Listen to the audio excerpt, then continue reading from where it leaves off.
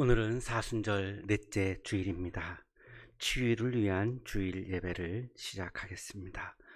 찬송가 95장 나의 기쁨 나의 소망 되시며 1절, 2절, 5절을 함께 찬송 부르시겠습니다.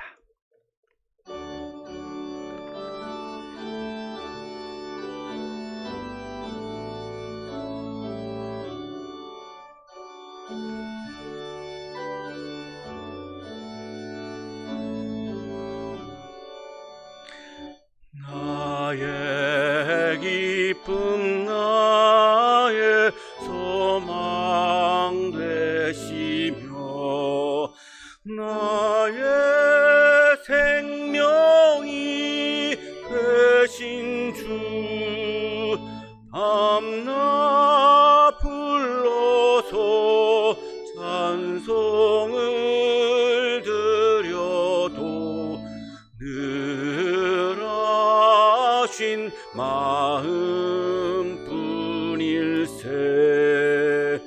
나의 사모하는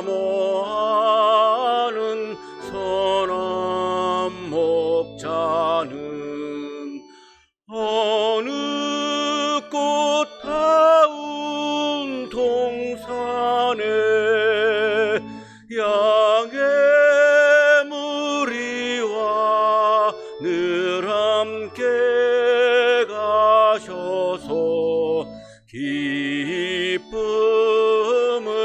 함께 하실까.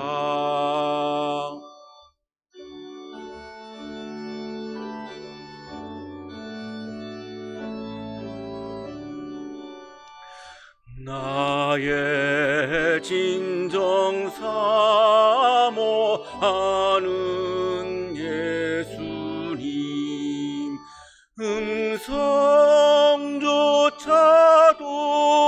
반갑고 나의 생명과 나의 참 소망은 오직 주 예수뿐일세.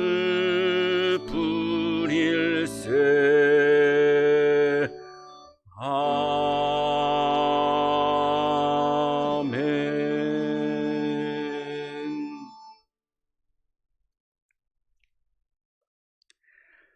하나님은 회개하는 마음으로 나오는 사람들을 물리치지 않으십니다. 이제 우리들의 죄를 뉘우치고 고백합시다.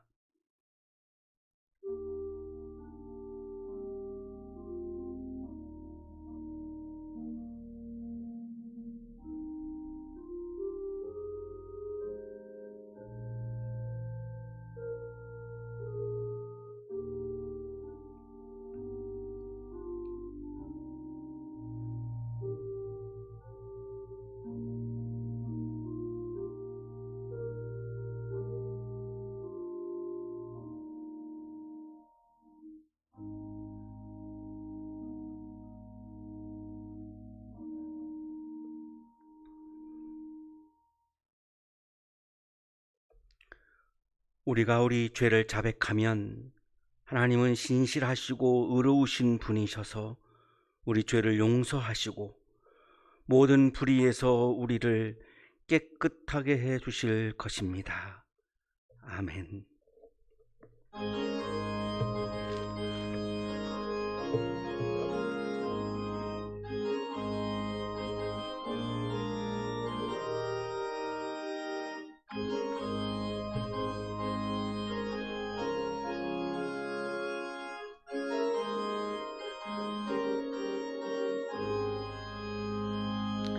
내 영혼의 그 깊은 데서 맑은 가락이 울려나네. 하늘 곡조가 언제나 흘러나와 내 영혼을 고이 사네.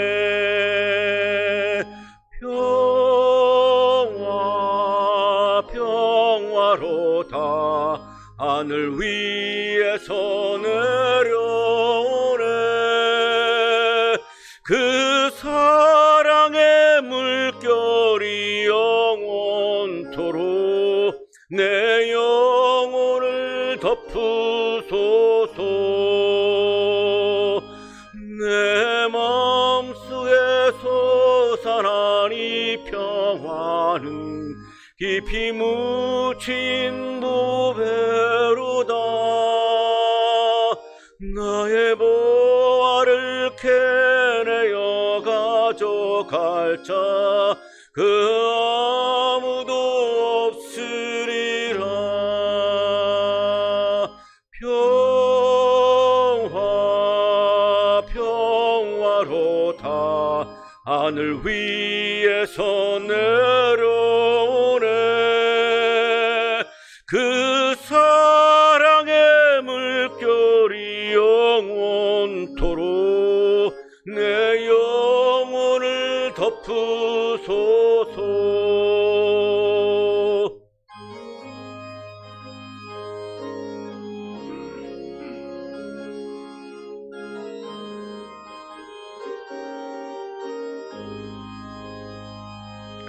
이 땅 위에 험한 길 가는 동안 참된 평화가 어디 있나.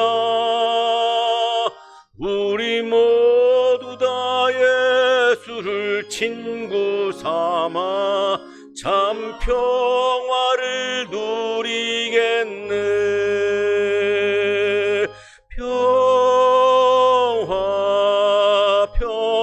평화로다. 하늘 위에서 내려오네. 그 사랑의 물결이 영원토록 내 영혼을 덮으소서.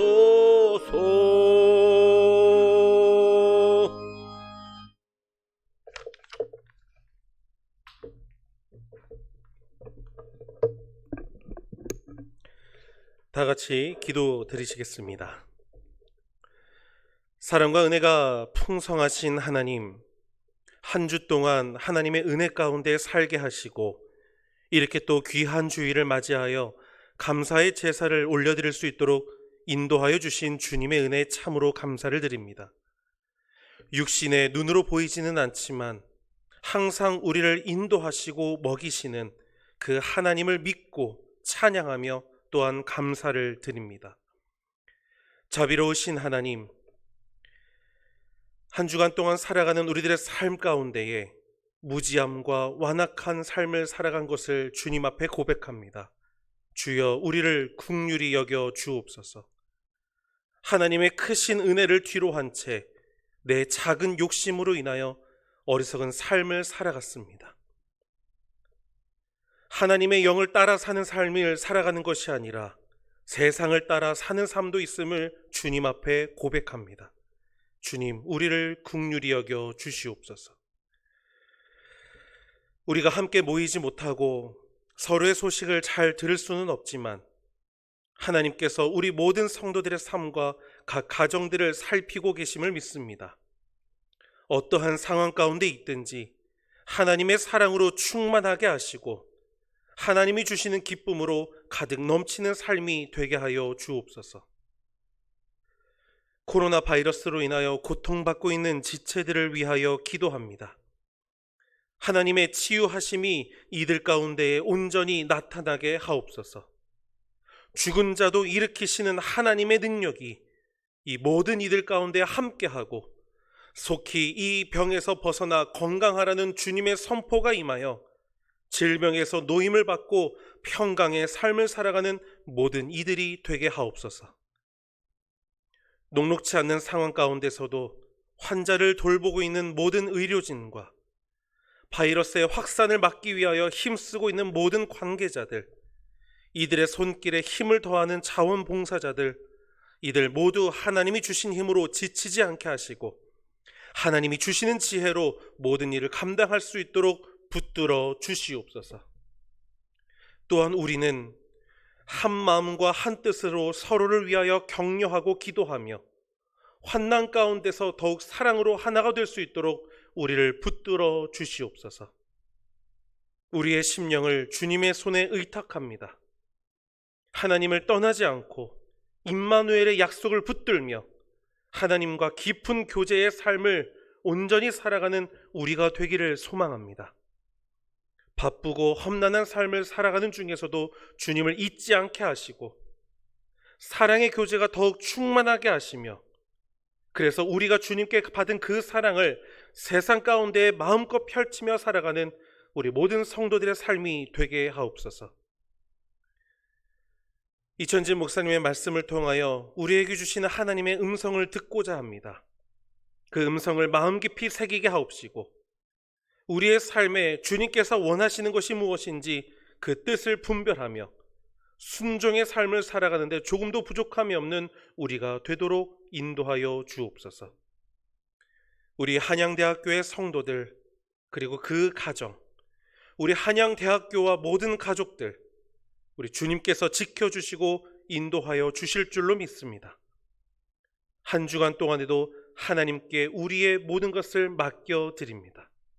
이 모든 것을 의탁하옵고 감사를 드리며 살아계셔서 함께 하시는 우리 구주 예수 그리스도의 이름으로 간절히 기도드립니다. 아멘.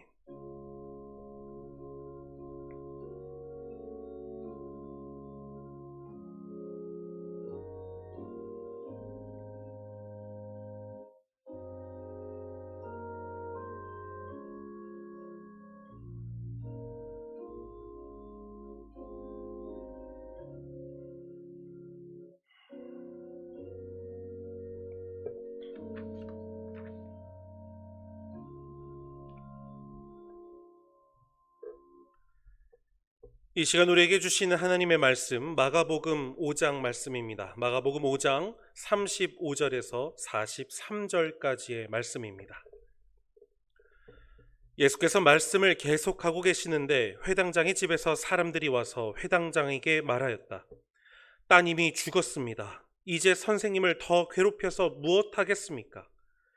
예수께서 이 말을 곁에서 들으시고서 회당장에게 말씀하셨다. 두려워하지 말고 믿기만 하여라. 그리고 베드로와 야고보와 야고보의 동생 요한밖에는 아무도 따라오는 것을 허락하지 않으셨다. 그들이 회당장의 집에 이르렀다. 예수께서 사람들이 울며 통곡하며 떠드는 것을 보시고 들어가셔서 그들에게 말씀하셨다.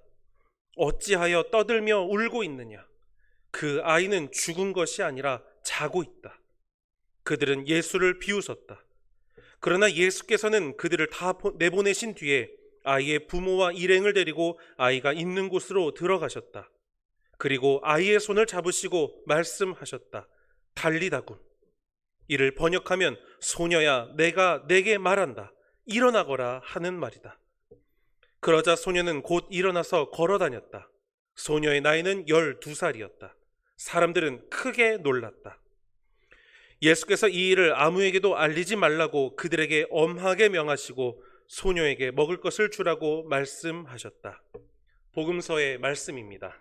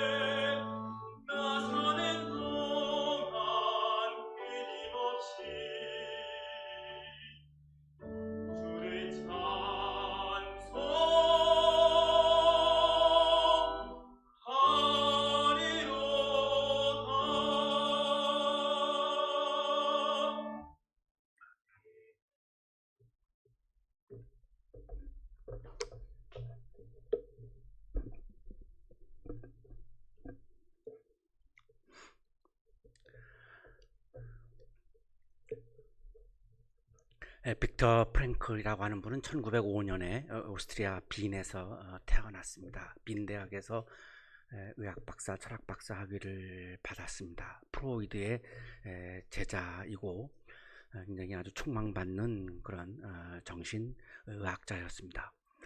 이분이 유대인이었습니다. 그래서 나치 정권이 들어서면서 유대인 인종 청소를 실행에 옮겼고, 그래서 아우슈비츠 수용소에 갇히게 되었습니다. 2차 세계대전 동안 아우슈비츠 제1 수용소하고 2 수용소에서 수용소 소장을 했던 루돌프 헤스의 증언에 의하면 이 두 개의 수용소에서 죽은 사람들이 400만 명 정도로 추산을 하고 있습니다. 400만 명이 죽었는데 그 중에 이 빅터 프랭클은 거기에서 살아나온 거죠. 살아나와서 1946년에 죽음의 수용소에서라고 하는 책을 자신의 경험을 바탕으로 해서 발표를 했습니다. 원 제목은 의미를 추구하는 인간이라고 하는 그런 원 제목입니다. 인용하겠습니다. 아우슈비츠야, 저기 팻말이 있어. 그 순간 모든 사람들의 심장이 멈췄다. 아우슈비츠, 가스실, 화장터, 대학살, 그 모든 공포를 불러일으키는 이름 아우슈비츠. 기차를 타고 사람들이 아우슈비츠 수용소에 도착했을 때 사람들이 입에서 터져 나왔던 그런 이야기들의 내용입니다. 1,500명이나 되는 사람들이 기껏해야 200명 정도밖에 들어갈 수 없는 가축 우리 같은 건물에 구겨 넣어졌다. 우리는 추위와 굶주림에 시달렸다. 나흘 동안 우리가 받은 양식이라고는 온스짜리 빵 한 개가 전부였다. 200명이 들어가는 공간에 1,500명이 잠을 자야 했으니까요. 이렇게 누울 수가 없었고 옆으로 이렇게 누울 수밖에 없었던 그런 상황이었고요. 바닥에 이렇게 매트리스를 깔고 그 흔적이 지금 슈비츠용소에 그대로 다 전시를 하고 있는데요. 나흘 동안 빵 한 개로 연명을 해야 하는 그런 극한 그런 상황이었습니다. 빅터 프랭클은 범죄자가 아니었죠. 그런데 범죄자들을 수용하는 수용소에 지금 갇혀 있습니다. 자, 빅터 프랭클이 당하고 있는 시련의 근거가 무엇인가요? 수용소는 범죄자를 수용하는 곳인데 빅터 프랭클은 범죄를 저지른 적이 없어요. 그런데 지금 수용소에 갇혀 있어요. 이 빅터 프랭클이 경험하고 있는 이 시련의 근거가 무엇인지 우리는 묻지 않을 수가 없죠. 우리에게도 다 시련이 다가오면 왜 나에게 이런 시련이 오지라고 하는 시련의 근거를 물으며 우리가 살죠. 똑같습니다. 빅터 프랭클도 그거를 질문하지 않을 수 없었죠. 빅터 프랭클이 이 질문에 대해서 이렇게 대답을 합니다. 시련은 운명과 죽음처럼 우리 삶에 빼놓을 수 없는 한 부분이다. 시련과 죽음 없이 인간의 삶은 완성될 수 없다. 그 질문에 대한 프랭클의 답은 시련은 우리들의 삶의 필수적인 한 부분이다. 인과응보의 원칙과 논리에 의해서 일어나는 것이 아니라 시련이라고 하는 것은 당연히 우리의 삶의 한 부분으로 반드시 존재하는 것이다. 이렇게 답변한 겁니다. 그 시련을 우리가 당하지 않았으면 하는 바람을 우리가 다 갖고 있지만 내가 아무리 올바르게 살고 내가 아무리 신앙적으로 살고 내가 잘 살아도 시련은 어김없이 우리에게 다가온다라고 답변을 하고 있는 거죠. 이것을 빅터 프랭클은 시련의 불가피성이라고 부릅니다. 시련은 불가피하게 우리에게 다가올 수밖에 없다는 것이죠. 사람은 자기 일을 할 수 있는 기회나 혹은 자기 인생을 즐길 수 있는 기회를 박탈당하는 상황에 처할 수 있다. 그런데 이런 경우 절대로 무시할 수 없는 것이 바로 시련의 불가피성이다. 봄이 되어서 우리가 봄나들이를 하는 그런 즐거움, 이제 개강을 해서 학생들과 선생님이 강의실에서 만나서 정말로 사랑을 주고받고 또한 지혜를 주고받는 참 그러한 즐거움, 사람들을 만나서 따뜻하게 교제하는 이러한 즐거움, 이런 것들이 지금 우리가 지금 다 박탈되고 있죠. 함께 모여서 예배를 드리고 있는 그런 기쁨, 이것도 다 지금 우리가 박탈당하고 있죠. 이것을 빅터 프랭클은 실현의 불가피성이라고 이야기를 합니다. 이런 실현의 도전을 용감하게 받아들이면 삶은 마지막 순간까지 의미를 갖게 되며 그 의미는 글자 그대로 죽을 때까지 보존된다.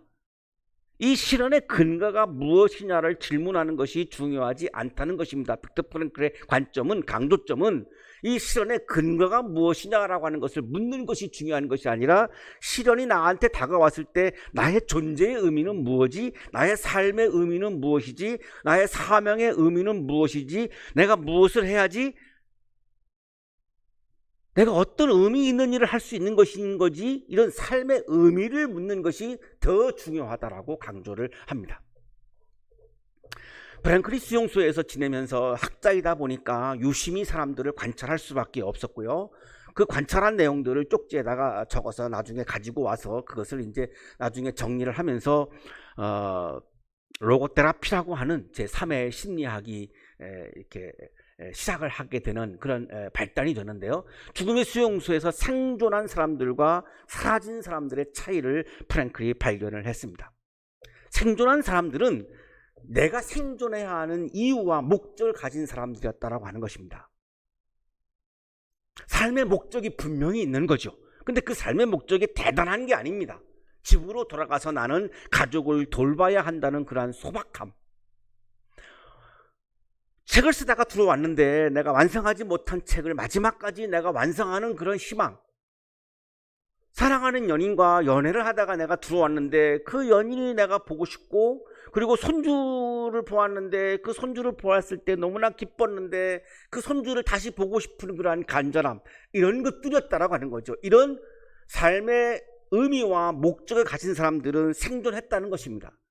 그런데 이런 소망이 없고 이런 목적이 없고 이런 의미가 없고 나의 삶의 의미는 없어, 나의 뚜렷한 삶의 목표나 목적은 그냥 없어, 나는 죽어도 상관이 없어 라고 하는 사람들은 사라진다라고 하는 것을 발견해낸 것입니다. 그래서 로고테라피, 의미요법이라고 하는 그런 심리학을 이분이 전개해 나간 거죠.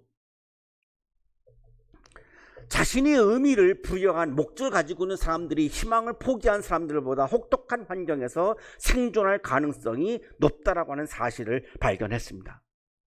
지금 우리가 경험하고 있는 이 실현 앞에서 우리들에게 중요한 것은 이 실현의 근거가 뭐냐라고 하는 것이 아니고, 나의 존재의 의미가 뭐냐, 나의 삶의 의미가 뭐냐, 지금 나의 삶의 목적이 뭐냐, 교회의 존재 의미가 뭐냐, 교회의 목적이 뭐냐, 이것을 묻는 것이 더 중요하다는 것이죠. 프랭클은 니체를 인용했습니다. 왜 살아야 하는지 아는 사람은 그 어떠한 상황도 견딜 수 있다.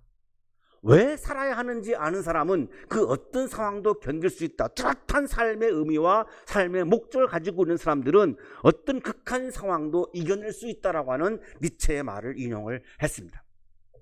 인간의 주된 관심이 쾌락을 얻거나 고통을 피하는 데에 있는 것이 아니라 삶에서 어떤 의미를 찾는 데에 있다는 것은 로고테라피의 기본 신조 중에 하나이다. 자기 실현이 어떤 의미를 갖는 상황에서 인간이 기꺼이 그 실현을 견디는 것도 바로 이 때문이다. 실현을 이길 수 있게 하는 그 힘은 목적, 삶의 의미에서 나온다라고 다시 한번 강조를 했습니다. 진정한 삶의 의미는 인간의 내면이나 그의 정신을 찾을 것이 아니라 이 세상에서 찾아야 한다는 것이다. 이런 구조적 특성을 나는 인간 존재의 자기 초월이라고 이름 지었다. 삶의 목적, 삶의 의미를 발견할 수 있는 가장 좋은 방법 중에 하나는 자기 초월, 자기의 집착, 자기의 이기심을 넘어서서 타자에게 내가 관심을 갖는 것, 타자를 내가 사랑하는 것, 이것이 가장 내 삶의 존재의 의미, 삶의 존재의 목적을 발견할 수 있는 가장 좋은 길이라고 이야기를 합니다. 삶의 의미와 삶의 목적을 발견하는 방법은 나가 아니라 타자에게 집중하라는 겁니다. 이거를 자아 초월이라고 부르고 있는데요. 이기적인 나를 초월하려면 나에 대한 집착과 나만을 위한 욕망에서 벗어나서 타자 혹은 공동체에 힘을 쏟을 때에 가능해집니다. 인간은 내가 사랑할 의미가 있을 때 목숨도 바치죠. 의미가 있으면, 내가 어떤 의미 있는 일이 있으면 거기에 내가 목숨도 아깝지 않습니다. 로미오가 그랬죠. 유관순 열사가 그랬죠. 예수님이 그랬습니다. 의미 있는 이 목숨이 얼마나 소중합니까? 그러나 의미 있는 것이 있을 때는 그 목숨이 전혀 아깝지 않습니다. 그러니 시련을 이기고도 남죠. 그런데 자꾸만 나 자신에게 집착을 해버리면, 나의 욕망에 갇혀버리면 삶의 존재의 의미를 발견하기가 어렵고, 그래서 시련을 이기기가 어렵다는 거죠. 자신의 병원을 휴원하고 지금 대구로 가 있는 의료진 분들, 마스크를 집에서 손수 정성으로 만들어가지고 대구로 보내는 분들, 자아를 초월해서, 이기적인 것을 초월해서 지금 타자를 사랑하는 일에 집중하고 있죠. 이것이 바로 프랭클이 강조하는 자아 초월입니다. 여기에 삶의 목적과 삶의 의미를 발견할 수 있는 가장 좋은 길이 여기에 있다라고 강조를 합니다. 오늘의 성서 본문은 예수님께서 한 사람을 치유하고 살리기 위해서 한 생명을 향하여 모든 힘을 쏟는, 타자를 향해서 나의 모든 힘을 쏟는, 자기 자아를 초월해서 타자에게 집중하고 타자를 사랑하는 일에 나의 모든 에너지를 쏟는 그런 장면을 오늘 예수님이 우리들에게 보여주고 있습니다. 예수님께서 배를 타고 맞은편으로 다시 건너가셨습니다. 여기 맞은편으로 건너갔다라고 하는 말씀은 이 앞부분을 읽어보면 갈릴리 호수 오른쪽, 동쪽 거라사에서 서쪽, 왼쪽 가버나움으로 가신 겁니다. 이 갈릴리 호수를 건넌다라고 하는 것은 굉장히 위험한 일입니다. 굉장히 갑자기 막 태풍이 불어가지고 이 배가 뒤집어질 때가 굉장히 많았습니다. 헐몬산에서 내려오는 이 기압과 관련해서 갑자기 막 이런 풍랑이 일 때가 굉장히 많았던 그런 호수입니다. 그래서 굉장히 위험한 그런 일이었고, 유대인들은 그래서 이 갈릴리 호수 아래에 위험한 굉장한 괴물, 리오야단이라고 부르는데요, 위험한 괴물이 있다고 그렇게 믿었습니다. 하도 그런 일들이 너무나 많았기 때문에. 그런데 예수님께는 위험하지만 사랑하는 데에 의미가 있습니다. 타자를 사랑하는 데에 의미가 있습니다. 동쪽 사람들뿐만이 아니라 서쪽에 사는 사람들도, 가버나움 사람들도 내가 사랑해야 하는 의미가 있었기 때문에 기꺼이 그 위험을 무릅쓰고 자신이 아니라 타자를 위해서 지금 갈릴리 호수를 지금 건너가고 있는 거죠. 자, 이거를 독일 신학자 본헤퍼는 예수님을 가리켜서 타자를 위한 존재라고 불렀습니다. 예수님은 누구냐? 예수님이 정체성이 뭐냐? 타자를 위한 존재였다. 그러면 예수를 믿는 우리는, 예수를 믿는 교회는, 예수를 예배하는 교회는, 예수를 믿는 그리스도인들은 당연히 타자를 위해서 존재하는 거죠. 교회와 그리스도인은 타자를 위해서 존재할 때 교회이고, 타자를 위해서 존재할 때 그리스도인이지, 이기적인 것에 빠져버리면 교회일 수가 없고 그리스도인일 수가 없는 거죠. 요즘 시민들이 인터넷에서 한국 교회를 향해서 비판하고 있는 글들을 참 많이 올리고 있어서 하나하나 보고 있습니다. 가장 많이 등장하는 단어가 교회가 이기적이다라고 하는 비판입니다. 이기적이라고 하는 것은 예수님의 모습과는 너무나 상반되는 모습이죠. 예수님은 타자를 위한 존재였습니다. 타자를 위해서 지금 위험한 걸 무릅쓰고 지금 갈릴리 호수를 지금 건너고 계시는 거죠. 배가 무태 닿는 순간 수많은 사람들이 몰려들었습니다. 어떤 소문을 들었던 것 같죠? 그래서 많은 사람들이 지금 막 몰려들었습니다. 그 중에 한 사람이 무리를 뚫고 막 돌진해 와서 예수님 앞까지 왔습니다. 이 사람은 회당장인 야이로라고 하는 사람인데, 오자마자 예수님의 발 앞에 무릎을 이렇게 꿇고 엎드려 뻗습니다. 유태엽 교수의 추석입니다. 회당에서 가장 높은 직책을 가지고 있는 사람이 회당정이었다. 이 사람은 굉장히 높은 사람입니다. 이 당시에는 상주하는 상근하는 성직자가 없었고 회당장이 회당에서 가장 높은 사람이니까요. 이스라엘 사람 유대인들은 회당을 중심으로 한 것이 그들의 삶입니다. 그러니까 회당장은 굉장히 이스라엘 사회에서 높은 사람인데 예수님 앞에 와서 지금 엎드린 거죠. 뭐가 굉장히 급한 것 같죠? 굉장히 절박한 겁니다. 간곡히 청합니다. 내 어린 딸이 죽게 되었습니다. 오셔서 이 아이에게 손을 얹어 고쳐주시고 살려주십시오. 딸이 죽어가고 있는 것입니다. 당연히 절박하죠. 부모의 입장에서 가장 괴롭고 힘든 일 중에 하나가 자녀가 나보다 더 먼저 죽는 거 아니겠습니까? 정말 견디기 어려운 고통이죠. 그러니까 아버지로서 아주 간절하게 절규하는 거죠. 내 어린 딸이 죽게 되었습니다. 좀 살려주십시오.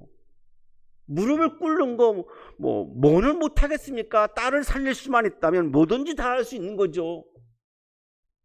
이때 예수님께서 모든 사람들을 다 물리치고 이 한 사람과 함께 가십니다. 왜 그랬을까요? 다른 사람들은 지금 어떤 사람이 죽는 상황이 아니니까요.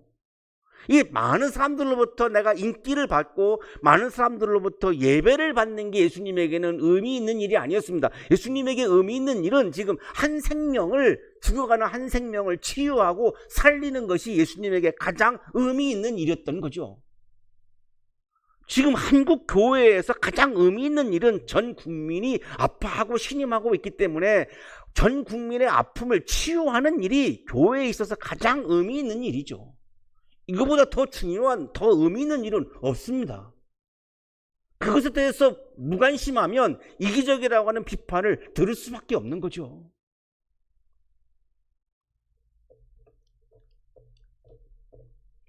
예수님은 사람들로부터 인기 받는 거, 예배 받는 거 이거 하나도 안 중요했습니다. 한 생명을 치유하고 살리는 것이 가장 예수님에게는 중요했고 의미 있는 일이었죠. 이것이 예수님께서 꿈꾸었던 지금 여기에 도래하는 하나님의 나라였습니다.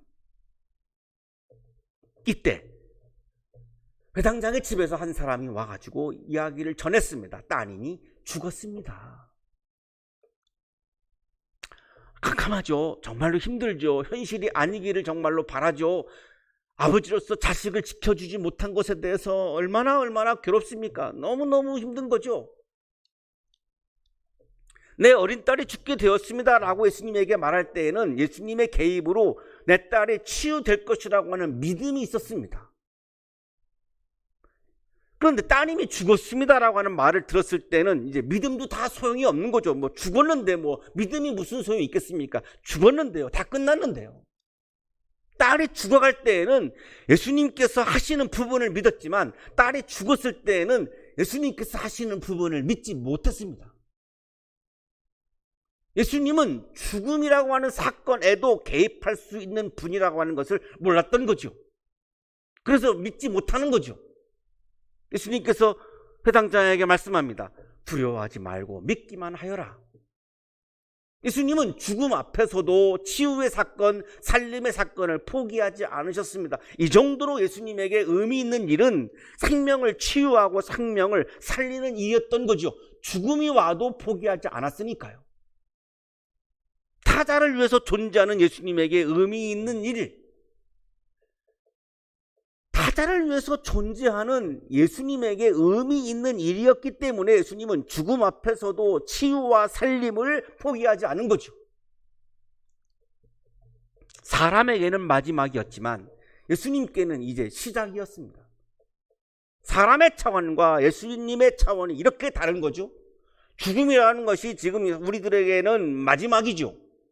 그런데 예수님에게는 치유하고 살리는 이 중요한 일의 시작이었던 거예요. 회당장은 이거를 몰랐던 거죠. 두려워하지 말고 믿기만 하여라. 믿음이란 두려움을 몰아내고 절망의 시면을 희망의 가능성으로 바꾸어 주는 게 믿음이죠. 교회가 사람들에게, 시민들에게, 국민들에게 믿음을 준다라고 하는 말은 불안을 조성하는 것이 아니라 희망을 주는 거죠. 그게 믿음이죠.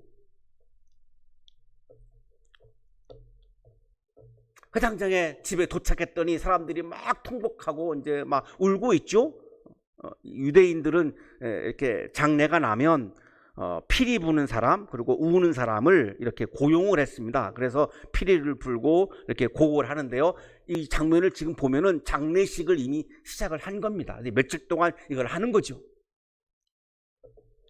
예수님 아랑곳하지 않고 그 집으로 들어가셔서 말씀합니다. 어찌하여 떠들며 울고 있느냐?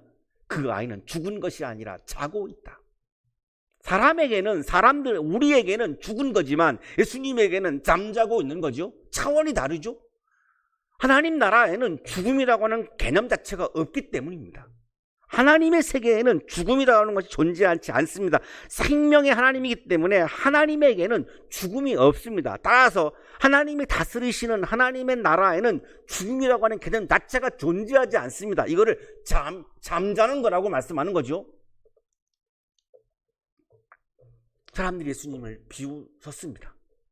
잠자고 있다니, 이미 죽었는데, 숨이 끊어졌는데 사람들 다 내보내죠. 그리고 방 안으로 들어가셨습니다. 그 아이의 손을 잡으십니다. 유대인들의 법에는 시신을 접촉하면 위법입니다.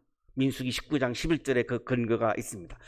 어느 누구의 죽음이든 사람의 죽음에 몸이 닿는 사람은 이래 동안 부정하다. 이제 이 소녀를 만지면 잡혀가야 합니다.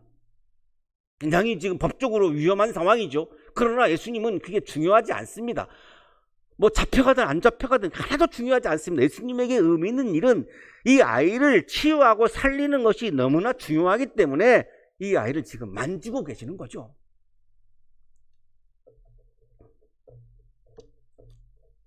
생명을 치유하고 살리려고 하는 예수님의 마음으로부터 예수님의 창조적 소리, 창조적 발성, 치유의 소리가 울려 퍼졌습니다. 달리다굼, 소녀야 일어나라, 이런 뜻인데요.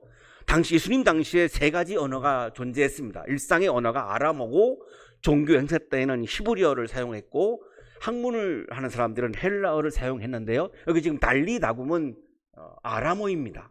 일상 언어였죠.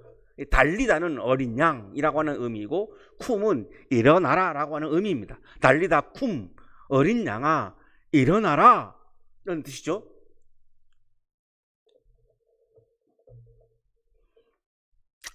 한 생명을 치유하고 한 생명을 살리려고 하는 이 간절한 마음으로부터 터져나온 이 예수님의 창조적 소리, 창조적 발성, 치유의 소리, 달리다굼 이라고 하는 소리가 그 방 안에 가득 채워지고 울려 퍼졌을 때에 이 소녀가 그 자리에서 일어났습니다. 그리고 걸어 다녔습니다. 이 아이가 12살이었습니다. 일어나거라, 에게일에 예수님의 치유의 소리 앞에서 치유가 이루어졌죠. 생명이 다시 살아났죠. 예수님의 창조적 소리, 창조적 발성, 치유의 소리가 생명을 치유했고 하나님의 나라가 지금 여기에 오게 했습니다. 예수님께서 이 일을 아무에게도 알리지 말라고 단단히 말씀을 하십니다. 예수님께 의미 있는 일은 많은 사람들로부터 인기를 받는 것, 예배를 받는 것이 아니었습니다.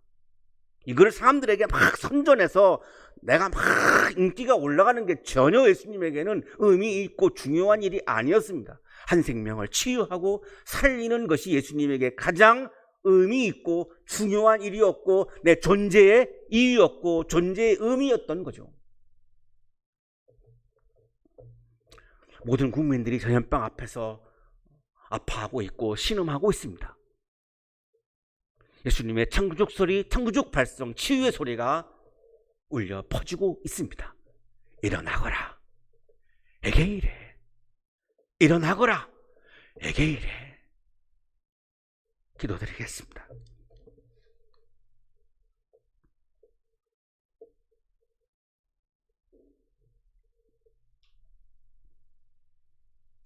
주 예수 그리스도 하나님의 아들이시여,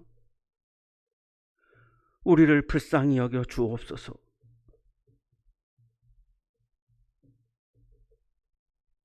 주 예수 그리스도 하나님의 아들이시여, 우리를 불쌍히 여겨 주옵소서.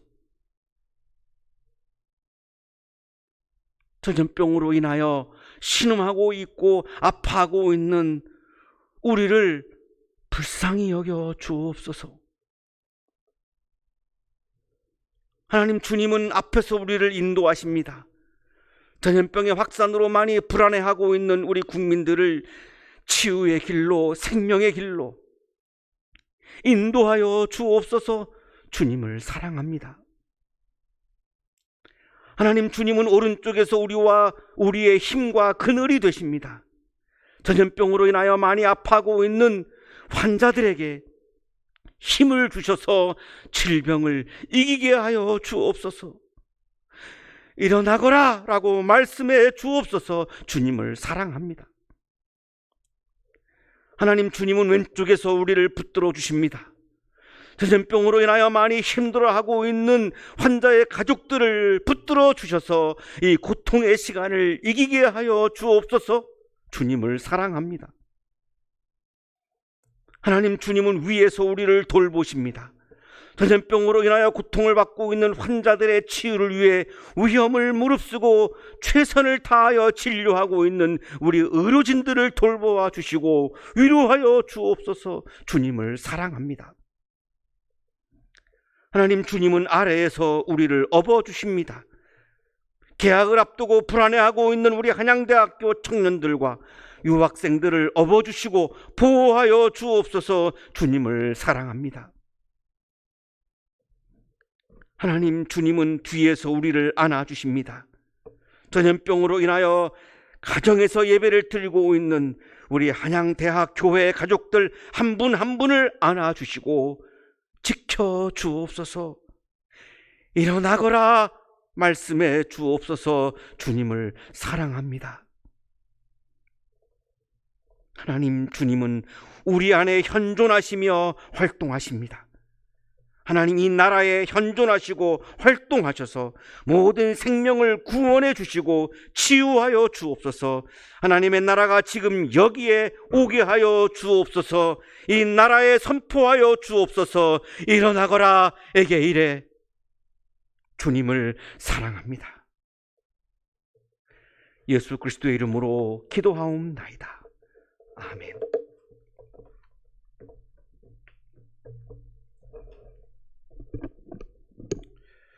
우리 교회 소식 알려드립니다. 오늘은 사순절 넷째 주일로 지켜 예배를 드리고 다음 주일은 사순절 다섯째 주일로 지켜 예배를 드리겠습니다.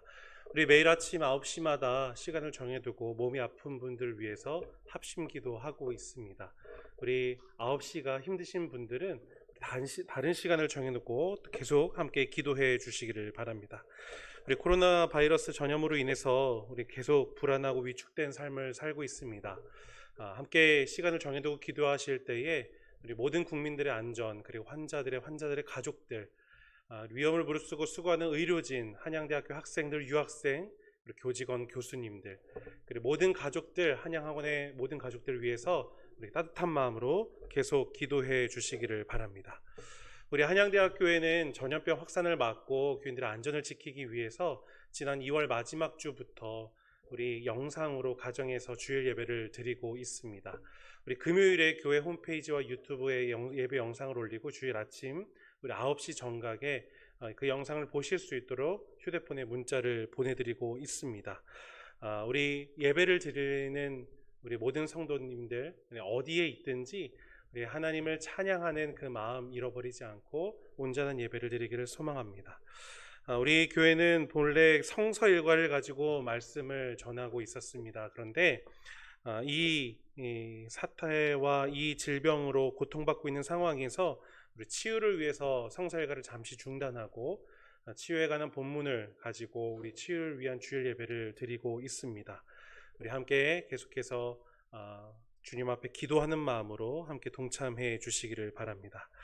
우리 재물이 없는 제사 성립되지 않습니다. 그래서 가정에서 예배를 드리고 있지만 우리 헌금을 봉헌하는 순서를 진행하고 있습니다. 헌금을 재단에 본인이 봉헌하는 것이 중요하기 때문에 우리 정성스럽게 성경책에 담아두셨다가 우리 다시 다솜채플실에서 예배를 드릴 때 우리 한꺼번에 우리 예물을 드리도록 하겠습니다. 예, 참고하시기를 바랍니다. 교회 소식 여기까지입니다.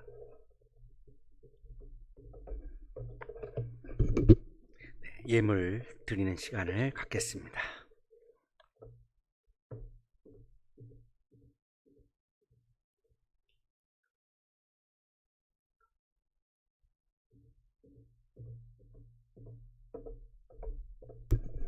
거룩하신 하나님, 많이 힘들어하고 있는 우리들을 향하여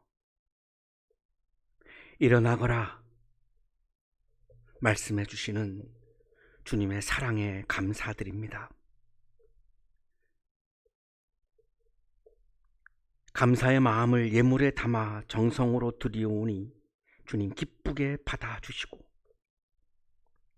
정성으로 예물을 드리는 손길 위에 크신 은혜를 부어 주옵소서.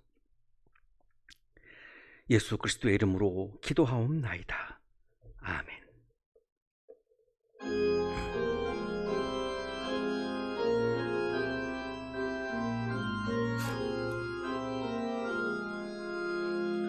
부르심 받들어 내 형제 섬기며 구주의 뜻을 따라서 내 정성 다하리.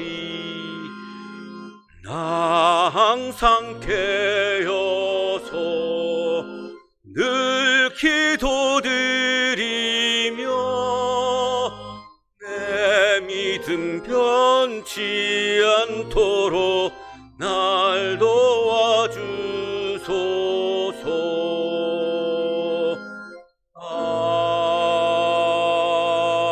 아멘. 이제는 우리에게 하나밖에 없는 생명까지도 사랑으로 나누어 주시는 예수 그리스도의 은혜와 말씀을 주시는 하나님의 사랑하심과 생명의 기운을 주시는 성령의 역사하심이 일어나거라 치유의 소리를 들려주시는 주님의 사랑에 감사하며 믿음을 가지고 힘차게 세상을 향하여 치유를 위하여 힘차게 나아가는 우리 모든 한양 가족들의 삶 속에 지금부터 영원토록 함께 하시기를 간절히 축원하옵나이다. 아멘.